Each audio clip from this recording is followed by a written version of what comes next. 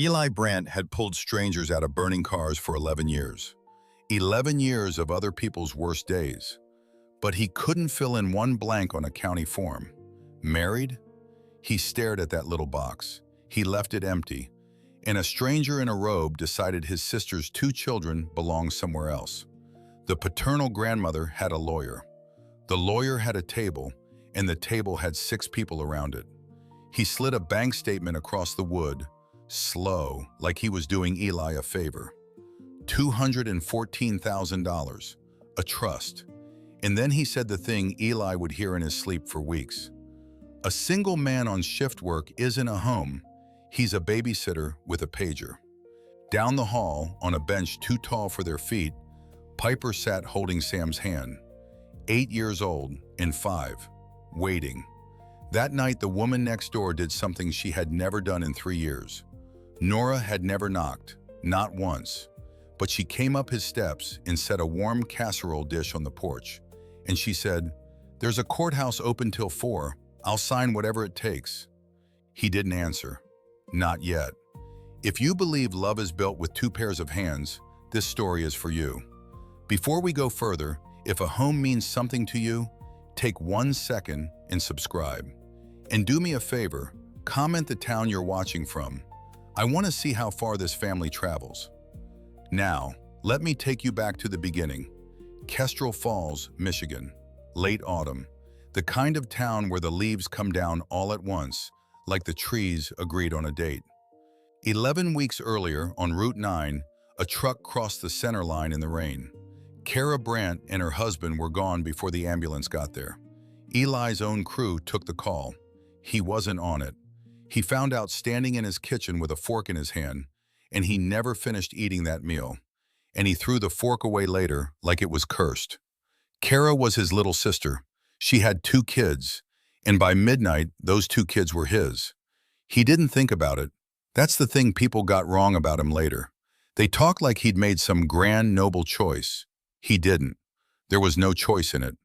Piper and Sam came to his cramped duplex that first night in their pajamas, and he made up the couch, and then he made up the floor next to the couch for himself, and he lay there listening to them not sleep.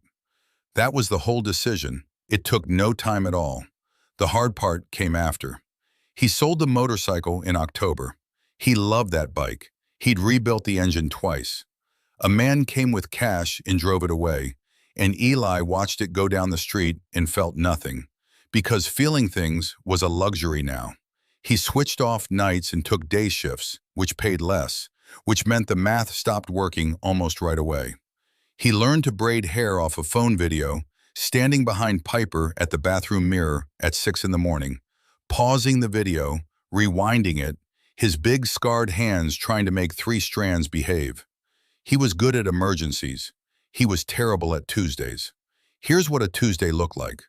A field trip form on the counter, unsigned, due yesterday, because he'd never seen it. It had lived in the bottom of Piper's backpack for a week.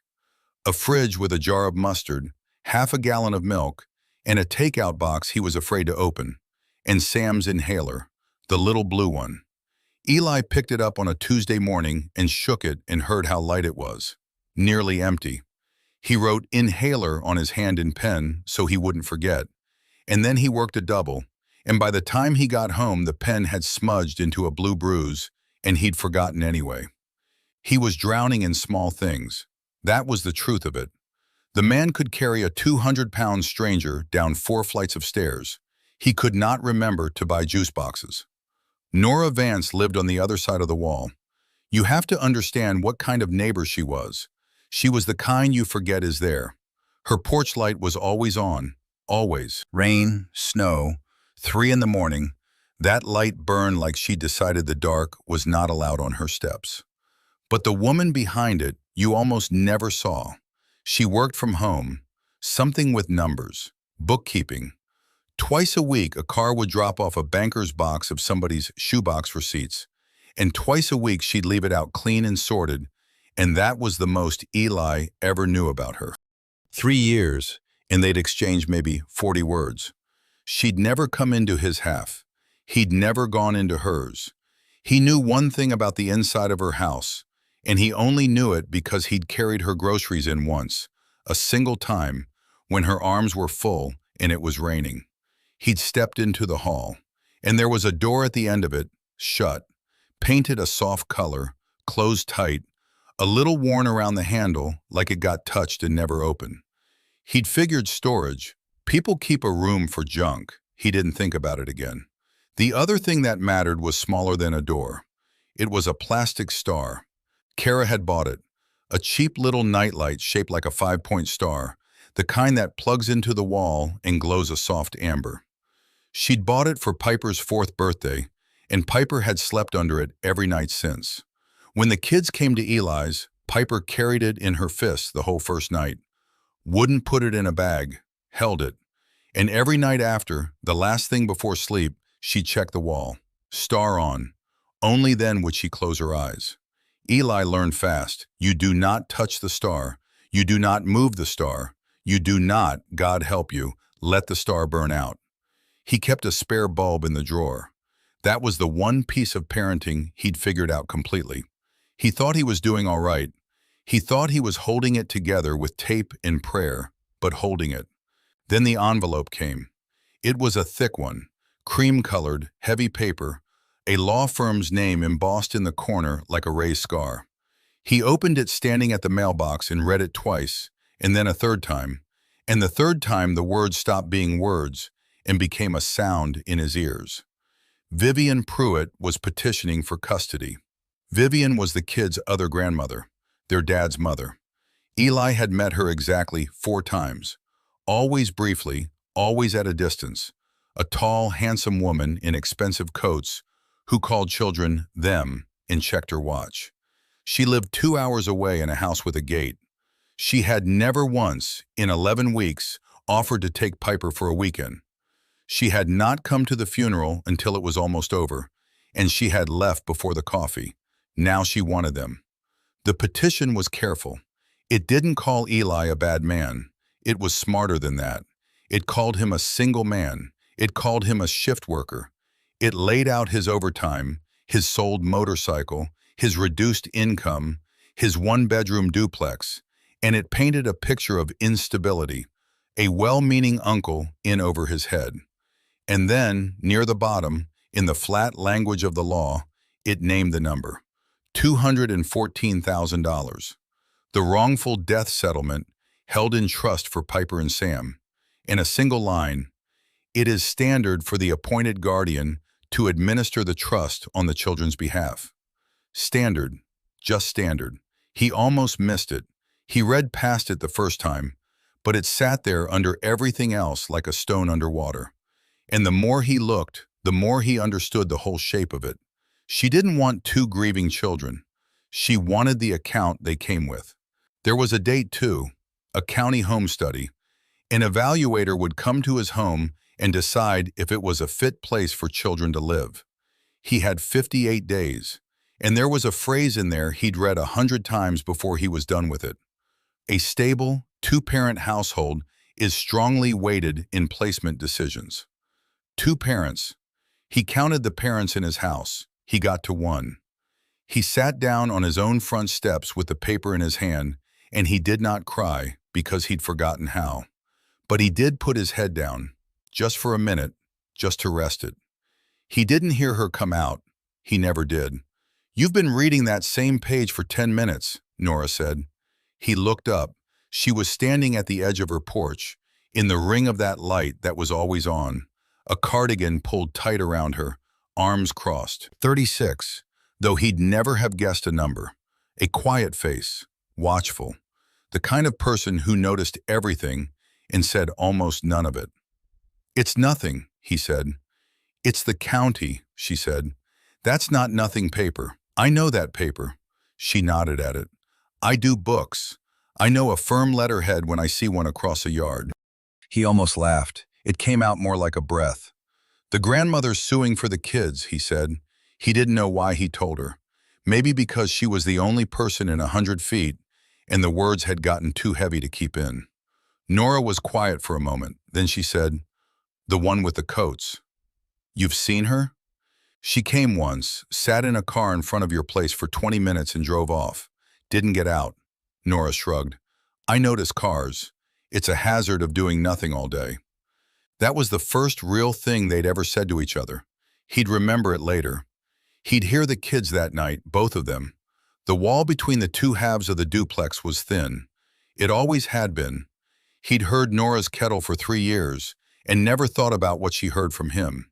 But that night Sam had a bad dream, and Piper couldn't get him to stop, and Eli was in the kitchen paying bills he couldn't pay, and the crying came through the wall clear as anything. A little boy crying, and an 8-year-old trying to be a grown-up about it, saying, it's okay, in a voice that wasn't okay at all. On the other side of that wall, Nora Vance heard every second of it. She came over the next evening, not with words first, with food. A casserole in a glass dish, still warm, held out in front of her like a shield. He opened the door and there she was. And for a second, neither of them knew what to do, because they had no practice at this. You don't have to, he started. I made too much, she said, which was a lie, and they both knew it was a lie, and she set it on the counter anyway. Then she stood in his kitchen and looked around, really looked, at the field trip form, at the empty fridge, the door of it hanging open where Piper had left it, at the stack of red envelopes by the phone, at the light blue inhaler on the windowsill, nearly done. She took it all in the way she probably took in a shoebox of receipts, fast, complete, filing it. How much time do you have? She said, not really a question. 57 days now. And they wait a 2-parent home. He stared at her. You read it upside down from your porch? I told you, I know the paper. She set the inhaler down and folded her arms. So here's a thing I'm going to say once, and you can throw me out for it, and I'll go back to my side and we'll never speak of it. There's a courthouse open till 4. On paper, a marriage takes 15 minutes and a signature. On paper, a 2-parent home is exactly as good as a real one. She let that sit. I'll sign whatever it takes. He didn't answer. That's where I started this story, remember? Right there, in that kitchen. He didn't answer. Because it was insane. Because he barely knew her. Because you don't marry the woman from the other half of the duplex to fool a county evaluator. Because his whole life, love had meant one thing to Eli Brandt. It meant hands. It meant showing up. It meant pulling someone out of the wreck yourself, not letting anyone pull you. He didn't get helped. He was the help. That was the deal he'd made with himself so long ago he didn't remember making it. Why, he finally said, why would you do that? For strangers? And something moved across her face, quick, and was gone. Because I hear them through the wall, she said simply, and because I'm good with numbers and bad with people, and this is a numbers problem. She picked her empty hands up and looked at them like they surprised her.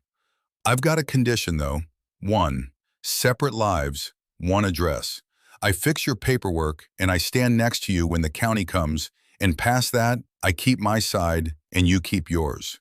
I'm not, she stopped, started again. I'm not looking to be anybody's family.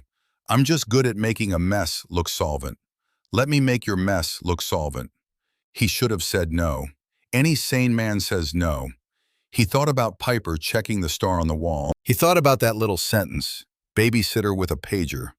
He thought about a gate 2 hours away and a woman in a coat who wanted an account. Okay, he said. That was the whole wedding, more or less. That yes, in a kitchen, over a casserole.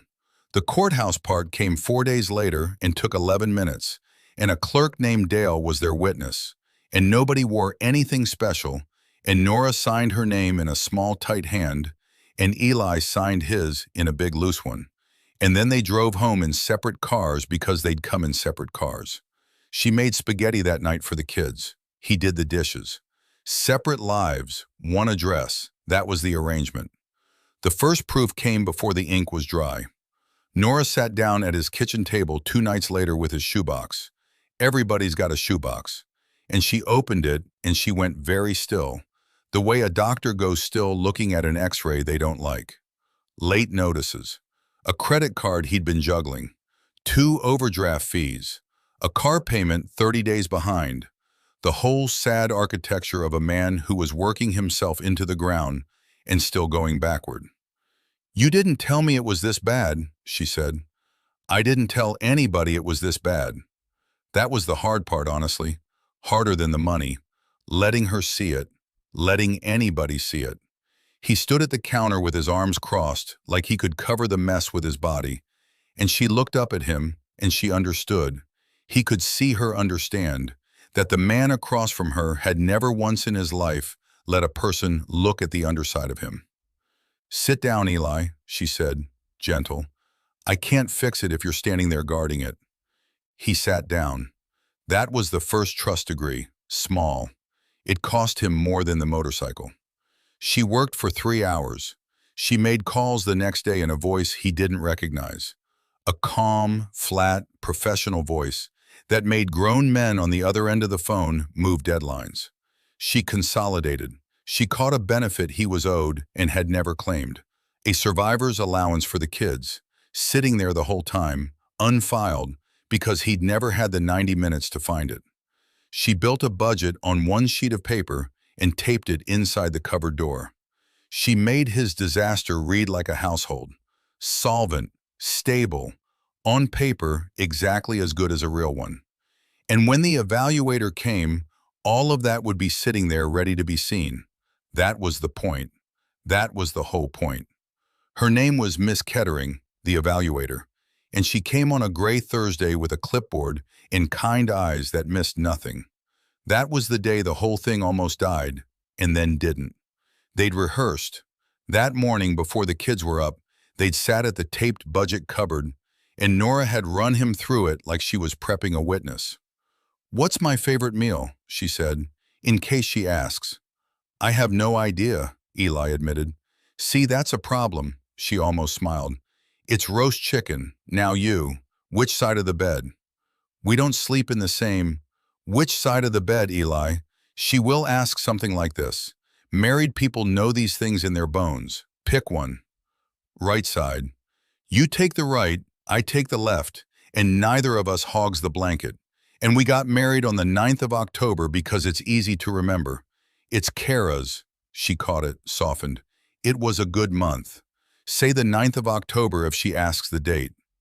He looked at her across the table. She'd thought of all of it, every seam. "You're good at this," he said. "I'm good at making things add up," she said. "Go wake the kids." Miss Kettering sat on his couch with a cup of coffee Nora had made just right, and she asked her questions, and it went, fine, better than fine. Nora was steady. She talked about the survivor's allowance without being asked, showed the budget in the cupboard like it was nothing, mentioned the school and Piper's teacher by name. Eli mostly kept his mouth shut and tried not to sweat. Piper sat close to Nora on the couch, which surprised everyone, including Piper. And then Sam started to wheeze. It was quiet at first. Eli almost didn't hear it, but he'd been a paramedic for 11 years and his ear was tuned to exactly that sound, the faint, high whistle at the top of a small breath. Sam was on the floor with his cars, and his shoulders had started to come up around his ears, the way they do, and his breathing had gone thin.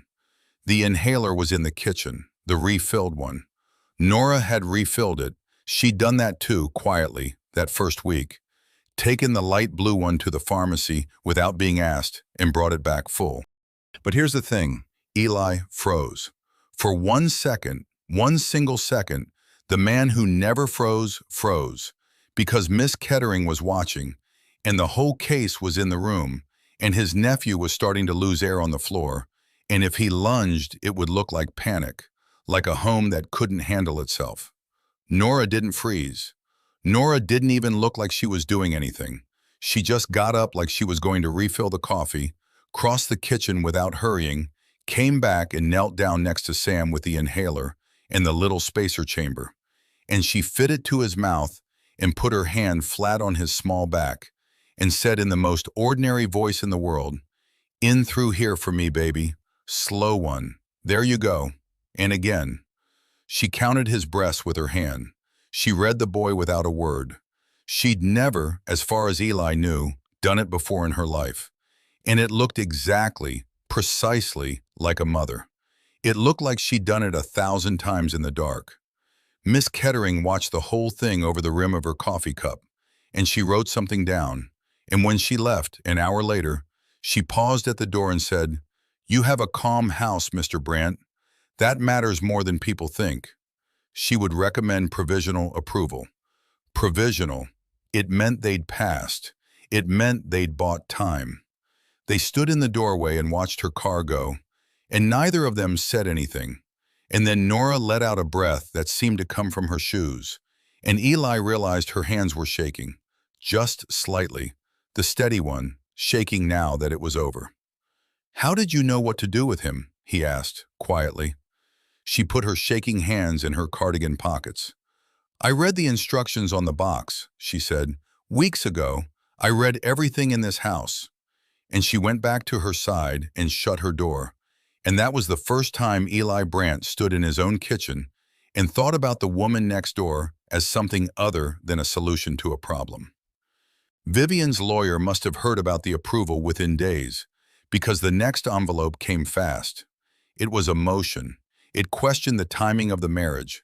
It laid the dates out in a cold little row. The death, 11 weeks back. The custody petition, 4 weeks back. The marriage, 11 days back.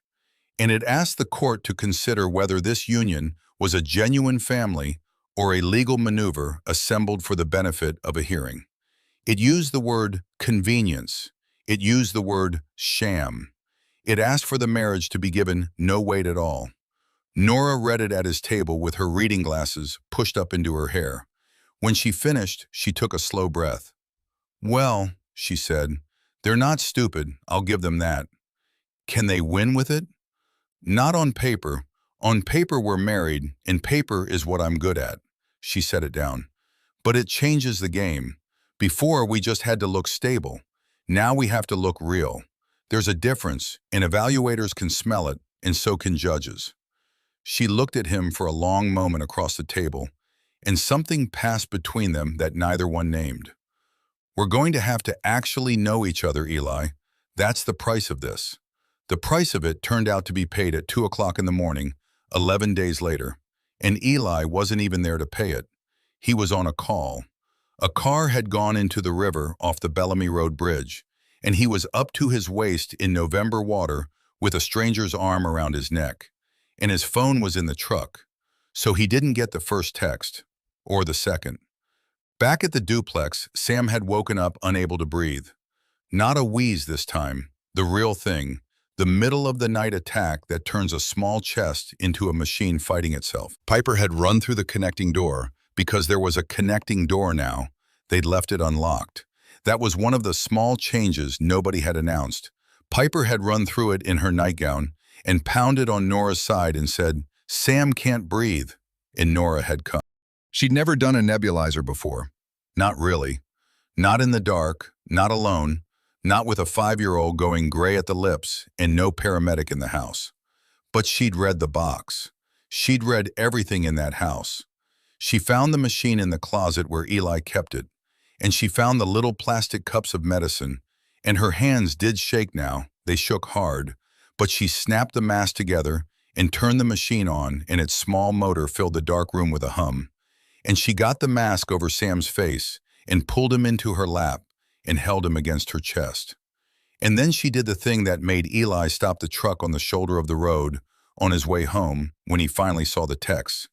She'd taken a photo of the little pulse reader on Sam's finger. She'd found that too, and she'd texted him the number, 91. Then, 4 minutes later, 94. Then, 96. He's pinking up, breathing slowing. "I think we're okay." She texted him the oxygen numbers like a partner reading them off a monitor. Not like a neighbor, not like a stranger doing a favor. Like someone who was in it with him, holding his family's youngest against her heart at 2 in the morning, and thought to tell him the one thing that would let him breathe too. He read those texts on the side of a wet road in his soaked uniform, and something in his chest that had been clenched for 11 weeks let go all at once, and he had to sit there a minute before he could drive. When he got home, she was asleep in the chair by Sam's bed. Sam was asleep too, pink, easy, the mask off and set aside, the machine quiet. Piper had fallen asleep across the foot of the bed like a guard dog. And on the wall, plugged in beside the bed, glowing its soft amber glow, was the plastic star. Except it wasn't his wall. Somewhere in the long night, in the shuffle of a frightened child and a woman carrying him back and forth, Piper had ended up in Nora's guest room, and the star had gone with her. It sat now in Nora's half of the house, in Nora's spare room, throwing its little light on Nora's ceiling. The first thing of Kara's to cross that wall. Eli stood in the doorway and looked at it for a long time. He should have felt strange about it. Instead, he felt something he didn't have a word for. Piper started sleeping over on Nora's side after that. Not every night, but the bad nights, the ones where the missing came up hard, Piper would carry the star through the connecting door and plug it in beside Nora's guest bed. And something about the woman with the quiet voice let the girl let go enough to sleep. And it was Piper, grief-hard, watchful Piper, the 8-year-old who tried to run the whole house, who found the first crack in the wall Nora kept around herself. She'd been lying awake under the star one night, and Nora had come to check on her, and Piper had said, in the flat little voice she used to keep from crying, "You never say anything about yourself," an accusation almost. "Uncle Eli says you're good with numbers. That's all anybody says. Nobody just has numbers." Nora had sat down on the edge of the bed, and in the amber light of Kara's star, she'd been quiet for a long time. Then she'd said, "You're right, I keep things, same as you keep that." She nodded at the star. "You know why you can't sleep without it?" "Because Mom bought it." "Because your mom bought it," Nora agreed. "So it's not a nightlight, it's her, a little, on the wall." She smoothed the blanket. "I keep something like that too, something of somebody I lost. I keep it behind a door, and I don't open the door, because opening it hurts more than I can." She stopped, and she did not finish that sentence. She just pressed her lips together and looked at the star. Piper watched her with those old eyes. "The door at the end of your hall," she said. "The shut one." Nora didn't answer that, but her hand went still on the blanket. And Piper, who missed nothing, who had learned in 11 weeks that grown-ups only tell you the truth by accident, filed it away. She didn't push. She just moved a little closer, and the two of them sat there under the light Kara had bought, keeping their separate lost things in the same small room.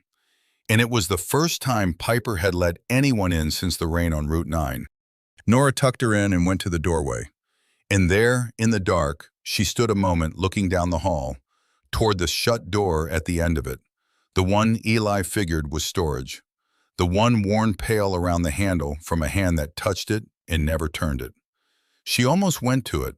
Her feet almost took her. Then she turned off the hall light and went to bed and did not open the door. Not that night. But something had shifted in the house, and all four of them felt it, even the ones too young to name it. The wall between the two halves had a door in it now, and the door stayed unlocked, and things were starting to cross it in both directions. A nightlight, a frightened boy, a photo of an oxygen number sent to a wet road at 2 in the morning. The arrangement was still an arrangement. Separate lives, one address. That was still the deal in words. But nobody believed the words anymore. Not really. And 2 hours away, behind a gate, Vivian Pruitt was on the phone with her lawyer, and she was saying the word that would come for them all. She was saying, "Get me somebody who can watch that house. I want to know what those two do when they think nobody's looking. I want photographs." Because a marriage of convenience has seams, and Vivian had spent her whole life finding the seams in things and pulling until they came apart. She had no idea what she was about to find behind a certain shut door. And neither, yet, did Eli. The key came in a small brown envelope, the kind that holds a button or a spare screw. Eli had gone to the hardware store on Main after a 14-hour shift, still in his uniform, still smelling of somebody else's bad night. He'd stood at the little machine while a teenager cut the metal. He'd watched the blade throw sparks, and he'd thought, the whole time, that this was a strange thing for a man to do at 7 in the morning. cut a key to his own front door for the woman who already lived on the other side of the wall. He came home. The kids were still asleep. Nora was at his kitchen table with her reading glasses down her nose and a mug going cold beside 3 neat stacks of paper. She looked up. She'd been there since 6, sorting the month. "You look like something the river spat out," she said. He didn't answer that. He set the brown envelope on the table between the stacks, slid it toward her the way Vivian's lawyer had once slid a trust statement. But this was the opposite of that, and they both knew it. She opened it. The key fell into her palm, bright and toothed and warm from his pocket. "You have the connecting door," she said, careful, like a woman checking her footing on ice. "I know. That's the deal. Connecting door, separate lives, one address." "I know what the deal is, Nora. I wrote half of it." He pulled out the chair across from her and sat down heavy. His hands were shaking a little, the way they did after a long call, when the adrenaline finally decided it was done with him. "Stay for breakfast. I make breakfast here most mornings. You make it and you go back through the wall before the kids wake up so it stays clean. So it stays an arrangement." He rubbed his face. "I'm asking you to stay on this side of it, front door, like you belong through the front." For a long moment, she didn't move.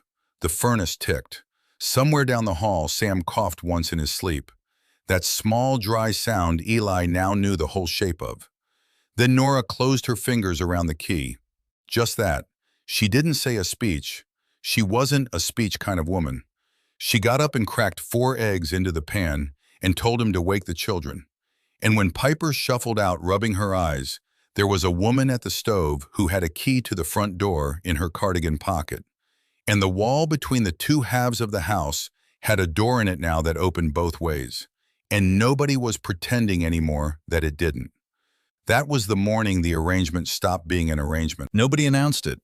It just quietly became a lie they were telling the county, and a truth they were living in the kitchen. The trouble was, Vivian had eyes on the kitchen, not literally through the window. Nora would have found the man on the second day. She was that kind of watchful. But there was a car that parked down the block 3 separate evenings that week. A gray sedan with a man inside who never got out. And a long lens does its work from a distance.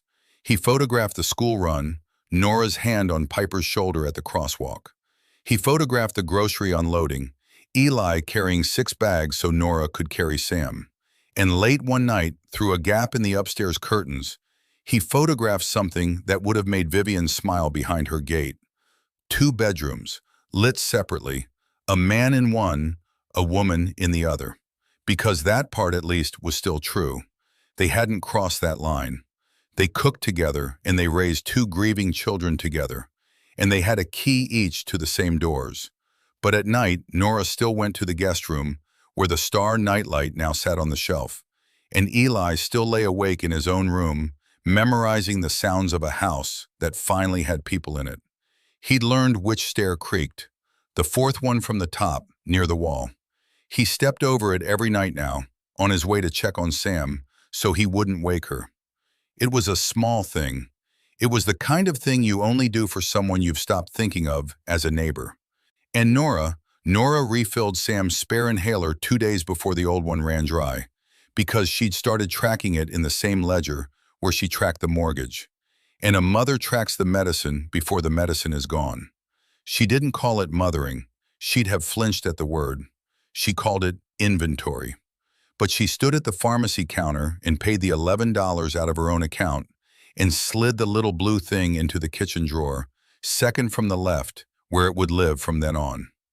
There was a night in the second week of it, a Tuesday, nothing special, when the radio in Eli's kitchen played something slow and old. One of those songs from before either of them was grown. The kids were down, the dishes were done, and Nora was standing at the counter drying a pan.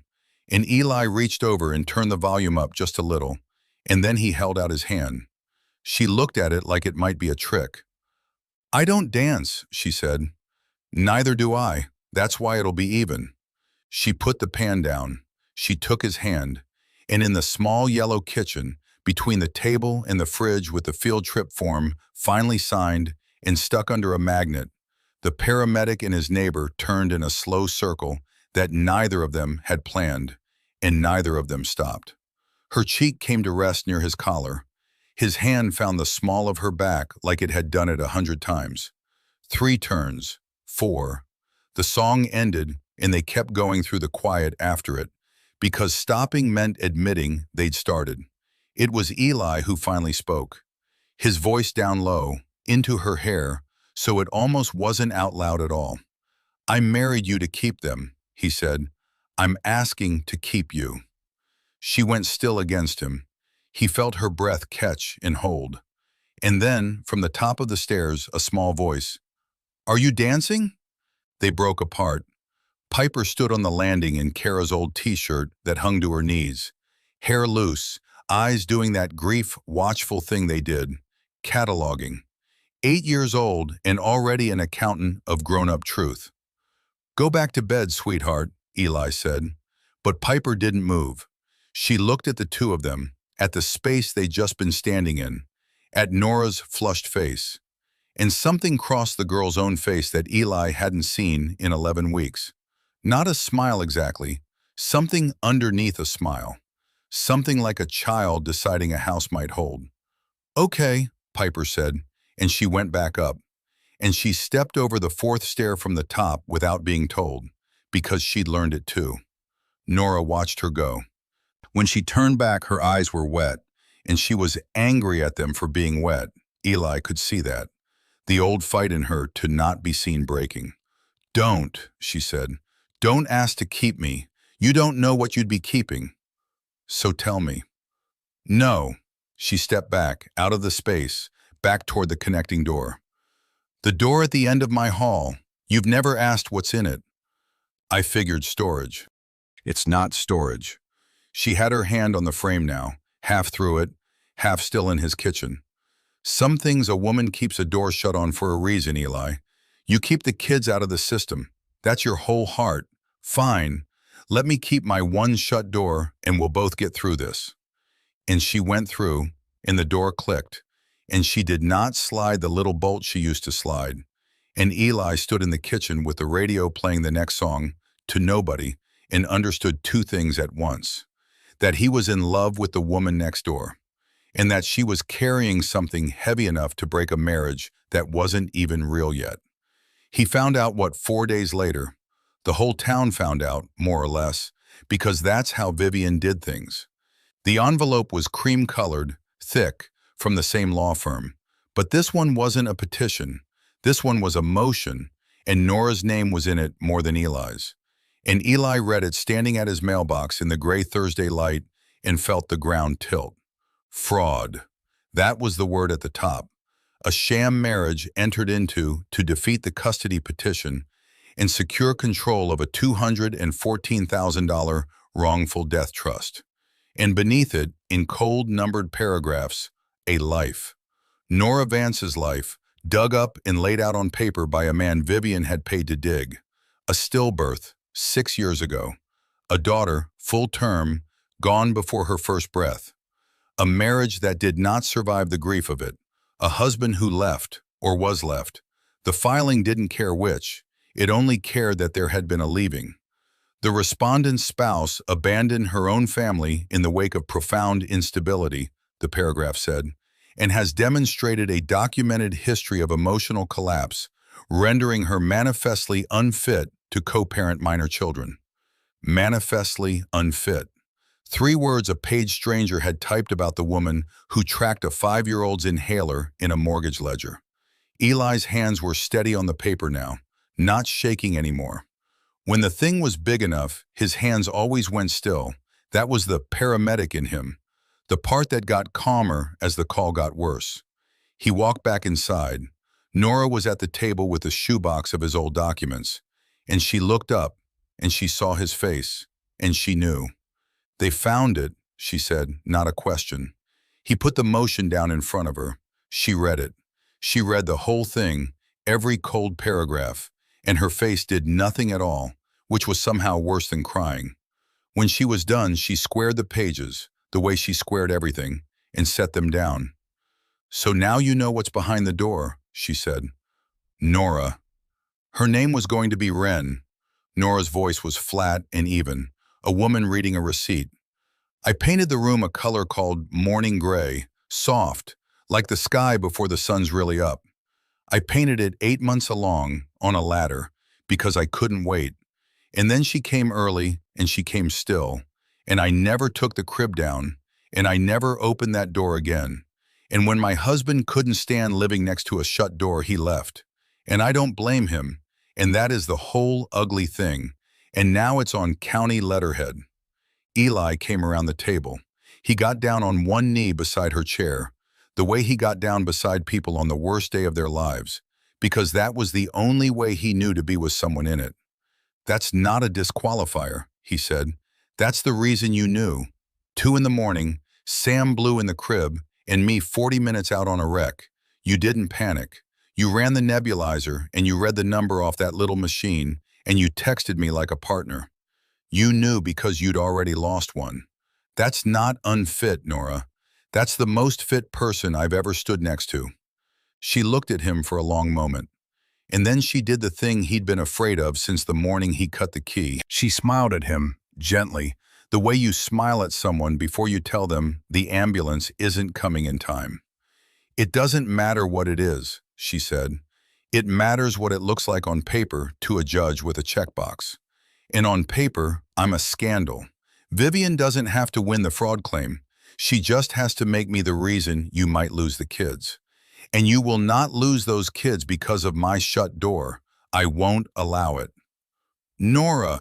"I'm the liability now, Eli. I fixed your money and your files so the house reads stable. The one thing left that reads unstable is me." She stood up. She was already gone. He could see it, the way you see the pulse leave under your fingers. "The paper served its purpose. It got you through the home study. It got you provisional. Now the paper is the problem, so we tear it up before the hearing, and I move back to being the neighbor with the porch light, and you go in there a widower's brother, raising 2 kids alone with a clean record and a solvent house, and you let me be the thing that was never really there. That's not what I want." "I know it isn't." Her voice cracked, just once, on the last word, and she hated it. He watched her hate it. "It's the second thing you've wanted that I can't give you. Ask me to keep the kids. Don't ask me to keep me. There's not enough of me, Eli. There hasn't been since Wren." She packed one bag. She left the key on the kitchen table beside the shoebox. She took the star nightlight off the guest room shelf and stood holding it in the doorway of Piper's room where the girl was sleeping. And then she set it very carefully on the nightstand where it had started, back on the child's side of the connecting door. And she went home through the front like a guest leaving a party, and the porch light on her half came on and stayed on, and the house on Eli's side had 4 fewer sounds in it that night than it had had the night before. Piper found the nightlight in the morning. She didn't ask why it had come back. She'd learned that grown-ups only tell you the truth by accident, but she went to the connecting door and she tried the handle, and it was locked from the other side for the first time since the arrangement began. And she stood there in her socks with her hand flat on the wood, exactly the way Nora used to stand at the end of her own hall. And Eli watched his niece learn what a shut door means, and he understood that he had one thing left to do and one place left to do it. The final hearing was 58 days from the filing. It came down to 4 days out, then 2, then the morning of. Family Court, Judge Aline Serrano's courtroom, the 9th of October, a room that smelled of floor wax and old paper. Vivian sat at the far table in a coat that cost more than Eli's month, her lawyer beside her with a black binder squared to the table edge. Piper and Sam were in the gallery with a caseworker. Piper in the dress Nora had ironed weeks ago. Sam with a little blue inhaler visible in his shirt pocket because Eli had made sure it was there. And Nora was not at the table. Eli's lawyer had filed to sever the marriage from the case. On paper, she was already halfway gone. But she came. She came in her good gray coat, and she sat at the very back, by the doors. And she'd told herself she was there to watch it end cleanly, to see the kids kept, to release him with her own eyes. She sat where she could leave. Vivian's lawyer went first. He was good. He was smooth. He laid out the trust, the shift work, the cramped duplex, and then he laid out Nora, the stillbirth, the failed marriage, the shut room, in that same reasonable voice, and he said the words, "A marriage of convenience, Your Honor, entered into 11 days after the petition was served, dissolving now that it has served its purpose." And he let the silence do the rest. He slid the PI's photographs across to the clerk. Separate bedrooms, lit separately. Proof, he said, that there had never been a marriage at all. Just a man and his bookkeeper in a checkbox. Judge Serrano looked at the photographs for a long time. Then she looked at Eli. "Mr. Brandt, you have the right to respond." Eli stood up. His lawyer half rose to guide him, to keep him to the script they'd built, the clean widower's brother, the solvent house, the woman written out. Eli put a hand on his lawyer's shoulder and pressed him gently back into the chair. "I'm going to tell you the truth," Eli said, "because I've spent 11 weeks lying to a form, and I'm done." The room went quiet in a different way. "Yes," Eli said. "The marriage started on paper. Their lawyers got that right. Nora Vance lived next door, and she heard my sister's kids crying through the wall the week I brought them home. And she'd never once knocked on my door in 3 years. And one night she set a casserole on my step and she said, 'There's a courthouse open till 4. I'll sign whatever it takes.' And I let her, because I'd pulled strangers out of burning cars for 11 years, and I could not fill in one blank on a county form. And a blank was going to cost me my sister's children." He turned just slightly toward the back of the room. He didn't look right at her, but he angled toward the doors. "So yes, it started as convenience. And then she reorganized my whole broke, drowning life so this house would read stable. Not because she loved me. She'd have told you she was good with numbers and bad with people. She said it to my face. And then Sam had an asthma attack at 2 in the morning while I was 40 minutes out on a wreck on Route 9, the same road that killed his mother, and I could not get to my own nephew. And the woman their lawyer just called manifestly unfit ran the nebulizer alone in my kitchen and read the oxygen off the little machine and texted me the numbers one by one, 91, 94, 96, so I'd know he was climbing back, so I wouldn't crash the rig racing home to a boy who was already safe. She knew exactly what to do. At 2 in the morning, half asleep, terrified, she knew. His voice didn't rise. It went the other way. It went quiet and level. The paramedic voice, calmest when the call is worst. "Their lawyer says she's unfit because she lost a baby 6 years ago. A daughter, full term. I'm going to say the thing he's counting on nobody saying out loud." Eli's jaw worked once. "That's not why she's unfit. That's why she's the most fit person in this room. She knew how to save Sam because she'd already stood in a room where you can't save the child. She learned the worst thing a person can learn, and she didn't lock it away and quit. She carried it next door, and she used it to keep a stranger's little boy breathing. You want to call that a disqualifier? I'm telling you it's a qualification. It's the only one that's ever mattered to me." He looked at the judge now, full on. "I married her to keep them," he said. "Same words I've already said to her once, in my kitchen, when I didn't know she was going to run. I married her to keep them. And somewhere in the middle of the school runs, and the inhaler refills, and one slow dance I never planned, it stopped being paper. It's the truest thing in that house. The photographs are real, separate rooms, they got that right too. We never crossed that line, because she was scared she wasn't enough, and I was scared to push. So if you're going to void this marriage for being fake, Your Honor, void it. But you should know you'd be voiding the only real family those 2 kids have left." And from the back of the courtroom, by the doors, a chair scraped. Nora stood up. She hadn't meant to. Her hand was on the door bar, and her body had come up out of the seat on its own. And every face in the room turned.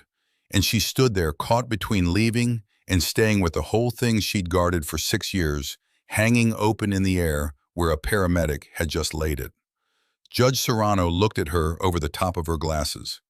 "Ms. Vance, is there something you'd like to add to the record?" Nora opened her mouth to say no, to say, "I was just leaving," to release him the clean way. What came out was, her name was going to be Wren.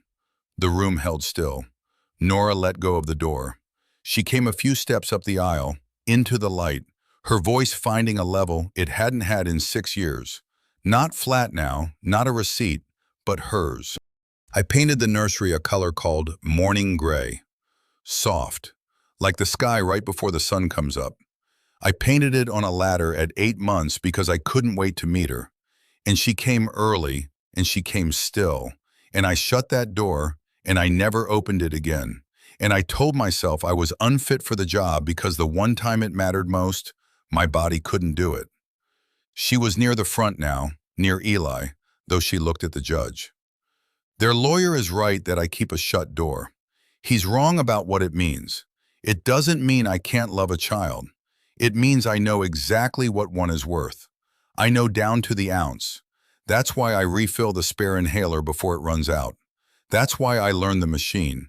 Not because I read a manual, because I already paid the whole price once, and I was never going to stand in another room where a child couldn't breathe and not know what to do. She turned then and looked at Eli, and there were tears on her face, and she let them be there. She stopped fighting them. She let herself be seen breaking in a room full of strangers. "You asked to keep me," she said. "I told you there wasn't enough of me. I was wrong. There's a whole nursery of it behind a door I never should have shut. I'll open it.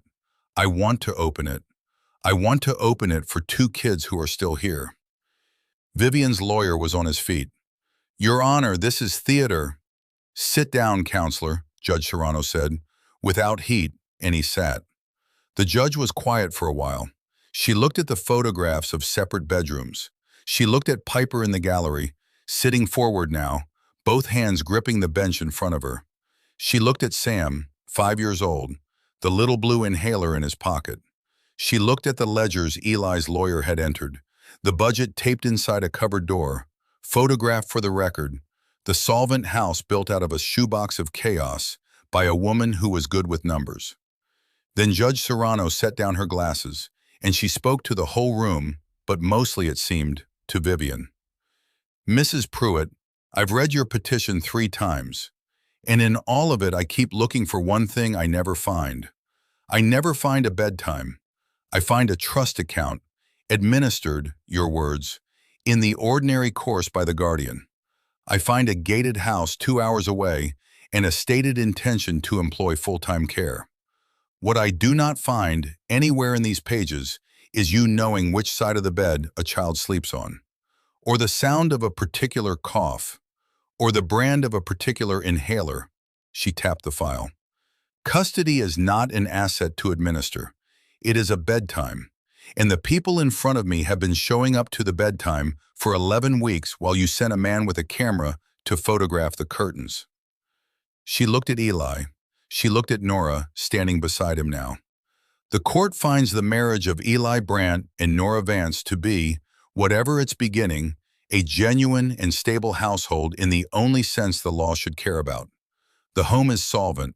The children are safe, medicated, fed, and from what I can see in this room, loved by 2 people who will apparently humiliate themselves in open court rather than lose them. Custody of the minor children Piper Brandt and Sam Brandt is granted, jointly, to Eli Brandt and Nora Vance." Piper made a sound in the gallery. A short, high sound, the kind a child makes when something she'd stopped hoping for arrives anyway. But the judge wasn't finished. She turned to Vivian's table, and her voice cooled by several degrees. "And for the record, the petition repeatedly references the $214,000 wrongful death trust and the petitioner's role in administering it. The court notes that the emotional welfare of the children appears nowhere with the same frequency as the account balance. Draw your own conclusions, Mrs. Pruitt. I've drawn mine." Vivian's face did a thing then that Eli would remember. The arrogance held for one more second, chin up, that gated house certainty that the world came apart along the seams she pulled. And then it didn't hold. The seams she'd been pulling her whole life had been pulling back the other way, and it came apart in her hands. And what was under it was just an old woman who had wanted the money and dressed it up as love and been read, at last, by someone who couldn't be bought or gated. She turned to her lawyer. "Do something." "There's nothing to do," he said quietly, and he closed the black binder and squared it one last time out of habit, and stopped squaring things and packed it away. It was Nora who said the last word to her. Not cruel. Nora wasn't cruel, but even and true and final. She looked at Vivian across the courtroom, this woman who had tried to make her a scandal, and she said, "You wanted the account. They wanted a bedtime. That's the whole case, Mrs. Pruitt. That was always the whole case." And Vivian Pruitt had no answer because there wasn't one. And she gathered her expensive coat and she walked out of the courtroom 2 hours from her gate with nothing. And the photographs her paid man had taken, the school run, the groceries, the slow, separate bedrooms, sat in the court file now as exactly what they truly were.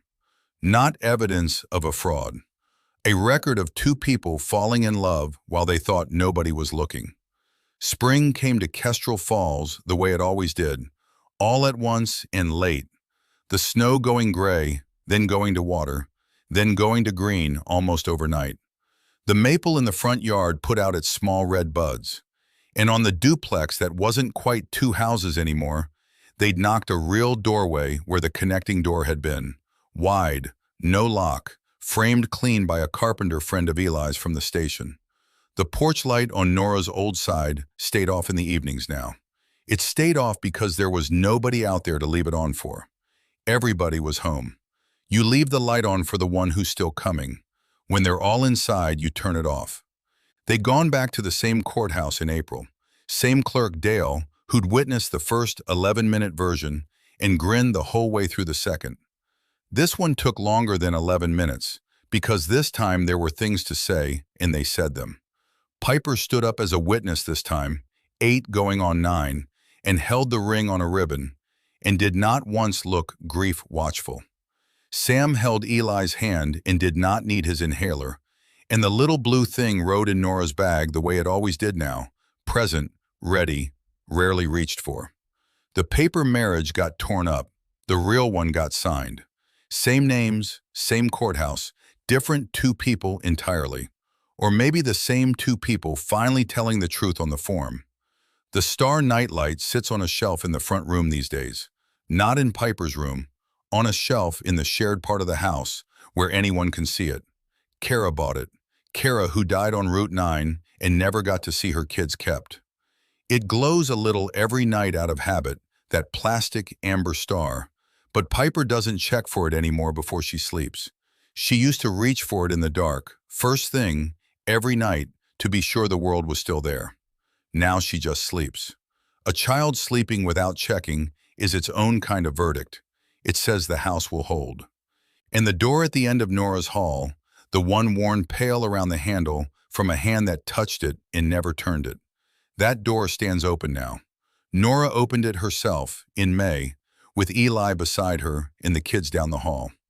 Morning gray, the walls, soft like the sky before the sun. They took the crib down together, and neither of them rushed it. And they put in a low bookshelf and 2 beanbag chairs and a lamp. And now it's the reading room, where Piper does her homework and Sam gets read to before bed. And Wren's name is on a small frame on the windowsill, out where the light falls. Part of the family that outlived the grief, instead of a secret locked behind a handle. Some nights, when the kids are down and the dishes are done, the old slow songs still come on the kitchen radio, and a paramedic and a bookkeeper turn 3 or 4 circles between the table and the fridge, and nobody has to plan it anymore. Eli filled in the blank on the form in the end. Married. He'd left it empty once, and a stranger in a robe had decided his sister's children belonged somewhere else. He filled it in the second time in his own hand, and it wasn't a lie, and it wasn't a loophole. It was just the truest thing in the house, finally written down. A home was never a checkbox. It was never a single man's failing or a gated woman's account. It was 2 pairs of hands and a bedtime, and a spare inhaler refilled before it runs out. It was somebody who knows which stair creaks and steps over it so you can sleep. That's all it ever was. That's all it ever needed to be. If you've got a house that holds like that, or you're still building yours, one pair of hands at a time, comment the town you're watching from. I want to see how far this family travels.